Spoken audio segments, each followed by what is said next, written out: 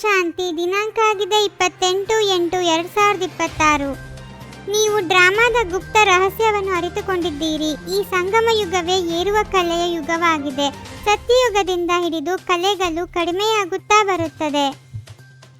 ಎಲ್ಲದಕ್ಕಿಂತ ಉತ್ತಮ ಸೇವೆ ಭಾರತವನ್ನು ಸ್ವರ್ಗವನ್ನಾಗಿ ಮಾಡುವುದು, ಪತಿತರನ್ನು ಪಾವನವರನ್ನಾಗಿ ಮಾಡುವುದು. ಇಂತಹ ಸೇವೆಯನ್ನು ಒಬ್ಬ ತಂದೆಯ ವಿನಃ ಮತ್ಯಾರೂ ಮಾಡಲು ಸಾಧ್ಯವಿಲ್ಲ. ಆತ್ಮವು ಗುಪ್ತವಾಗಿದೆ, ಶರೀರವು ಪ್ರತ್ಯಕ್ಷವಾಗಿದೆ. ಆತ್ಮವನ್ನು ಈ ಕಣ್ಣುಗಳಿಂದ ನೋಡಲು ಸಾಧ್ಯವಿಲ್ಲ.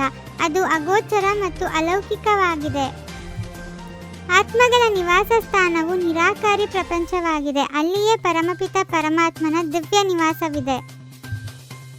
ಹೇಗೆ ನೀವು ಗುಪ್ತವಾಗಿದ್ದೀರೋ ಹಾಗೆಯೇ ನಾನು ಗುಪ್ತವಾಗಿ ಬರಬೇಕಾಗುತ್ತದೆ. ನಾನು ಗರ್ಭಜೇಲಿನಲ್ಲಿ ಎಂದಿಗೂ ಬರುವುದಿಲ್ಲ. ತಂದೆಯು ಭಾರತವನ್ನು ಪುನಃ ಬಡದೇಶದಿಂದ ಸಾಹುಕಾರ ಮತ್ತು ಸಂಪನ್ನ ರಾಷ್ಟ್ರವನ್ನಾಗಿ ಮಾಡಲು ಬರುತ್ತಾರೆ. ನಮ್ಮ ಭಾರತವು ಬಹಳ ಸಾಹುಕಾರನಾಗಿತ್ತು. ದುಃಖದ ಮಾತಿರಲಿಲ್ಲ. ಸತ್ಯಯುಗದಲ್ಲಿ ಒಂದೇ ದೇವಿ ದೇವತಾ ಧರ್ಮವಿತ್ತು. ಪುನಃ ಸಾಹುಕಾರ ರಾಷ್ಟ್ರವನ್ನಾಗಿ ಮಾಡಲು ತಂದೆಯು ಬಂದಿದ್ದಾರೆ. ಏಕೆಂದರೆ ಭಾರತವು ಈಗ ಬಹಳ ಬಡ ಮತ್ತು ದುಃಖಿತ ದೇಶವಾಗಿದೆ.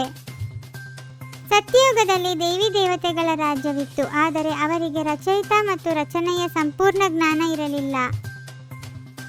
ಡ್ರಾಮಾನುಸಾರ ಪ್ರತಿಯೊಬ್ಬ ಪಾತ್ರಧಾರಿಯು ನಂಬರ್ವಾರ್ ತಮ್ಮ ತಮ್ಮ ಸಮಯದಲ್ಲಿ ಬಂದು ನಿಖರ ಪಾತ್ರವನ್ನು ಅಭಿನಯಿಸುತ್ತಾರೆ. ತಂದೆಯು ಪುನಃ ಈ ಶರೀರದಲ್ಲಿ ಬಂದಿದ್ದಾರೆ. ಶಿವ ಜಯಂತಿಯನ್ನು ಆಚರಿಸುತ್ತಾರೆ. ಅಂದ ಮೇಲೆ ಶಿವನು ಅವಶ್ಯವಾಗಿ ಬರುತ್ತಾರೆ.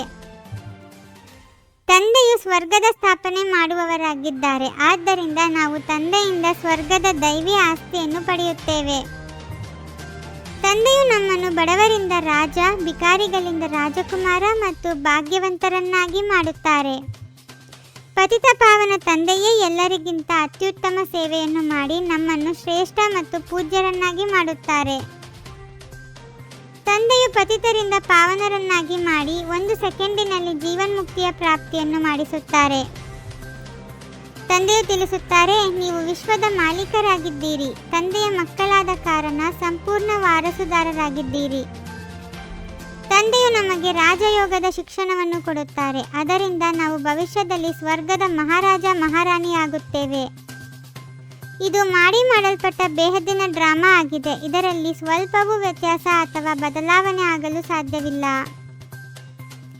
ರಚಯಿತ ಮತ್ತು ರಚನೆಯ ಜ್ಞಾನವನ್ನು ಬುದ್ಧಿಯಲ್ಲಿಟ್ಟುಕೊಂಡು ಸತೋಪ್ರಧಾನರಾಗುವ ಪುರುಷಾರ್ಥ ಮಾಡಬೇಕಾಗಿದೆ. ಕೇವಲ ಒಂದೇ ಚಿಂತೆ ಇರಲಿ, ನಾವು ಖಂಡಿತವಾಗಿಯೂ ಸತೋಪ್ರಧಾನರಾಗಲೇಬೇಕಾಗಿದೆ. ಈ ಬೇಹದ್ದಿನ ಡ್ರಾಮಾವನ್ನು ಬುದ್ಧಿಯಲ್ಲಿಟ್ಟುಕೊಂಡು ಅಪಾರ ಖುಷಿಯಲ್ಲಿರಬೇಕು. ತಂದೆಯ ಸಮಾನ ಗೌರವವನ್ನು ಪಡೆಯಲು ಪತಿತರನ್ನು ಪಾವನ ಮಾಡುವ ಸೇವೆ ಮಾಡಬೇಕಾಗಿದೆ. ಅಧಿಕಾರಿಯ ಸ್ಮೃತಿಯ ಮೂಲಕ ಸರ್ವಶಕ್ತಿಗಳ ಅನುಭವ ಮಾಡುವಂತಹ ಪ್ರಾಪ್ತಿ ಸ್ವರೂಪ ಭವ.